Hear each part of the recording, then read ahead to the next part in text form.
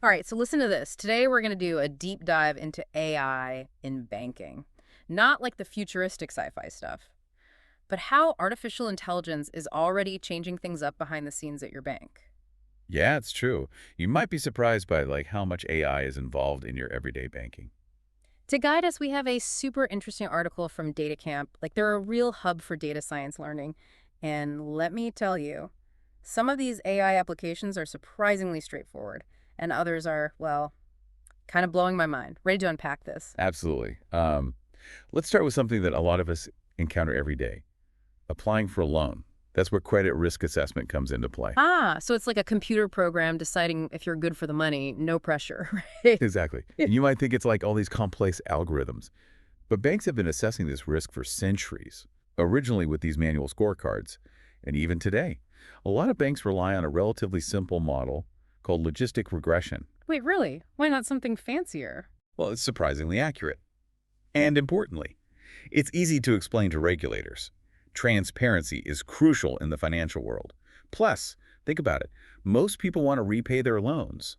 So the patterns of behavior that predict default are often stable and well-suited for this type of model. That's interesting. So it's not always about using the most cutting edge AI, but what's most effective and explainable. Makes sense. But what about when someone is trying to, you know, pull a fast one? That's where fraud detection comes in, right? You got it. And that's where things get a lot more complex. Fraudsters are always adapting their methods. So it's a constant cat and mouse game. So how do banks even keep up? Well, they're using more advanced AI techniques like random forests and neural networks to analyze tons of data, transaction details, the device you're using, even communication patterns. So it's not just about how much money you're moving, but all these other little clues. Precisely. And this is where it gets really interesting. There's this concept called adversarial machine learning. Essentially, fraudsters are trying to trick the very systems that are designed to catch them. They're constantly evolving their tactics, making it a real challenge. Wow, like a real AI arms race. So they're always one step ahead. Not necessarily. Banks are also using something called unsupervised learning. So this means training AI on data without specific labels, allowing it to spot unusual behaviors that might indicate fraud, even if it's a brand new tactic. That's pretty clever. So AI isn't just about, catching the bad guys. It's also about understanding customer behavior. Or, to be blunt, keeping us happy with our bank so we don't switch. Yeah, that's another key area where AI is making waves. Banks use AI to predict customer churn, you know, who is likely to leave, and then try to keep them with personalized offers or incentives. You've probably seen this yourself. Oh, absolutely. I've definitely gotten those special offer just for you emails. Sometimes it feels like they know me better than I know myself. And speaking of familiar AI, those customer service chatbots are everywhere these days. Is there more to them than meets the eye? Definitely.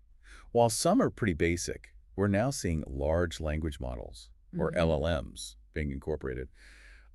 This is the same technology that powers ChatGPT, making them much more conversational and capable of handling complex questions. Okay, that's pretty impressive. But isn't there a risk with these LLMs? I've heard they can sometimes, well, make things up. That could be disastrous when it comes to financial advice, right? You raise a crucial point. The challenges of implementing AI in banking aren't just about the technology itself. There are bigger considerations at play. Right, like all the regulations and the need for transparency. You can't just throw a black box AI system at something as sensitive as finance. Exactly. Banks operate in a highly regulated world. Regulators need to understand how these systems work, so explainability is key. Sometimes a simpler model is preferable because it's easier to explain and audit. And then there's the whole data privacy and security piece. Banks have a ton of sensitive information about us, making them prime targets for hackers. Absolutely. Data security is paramount.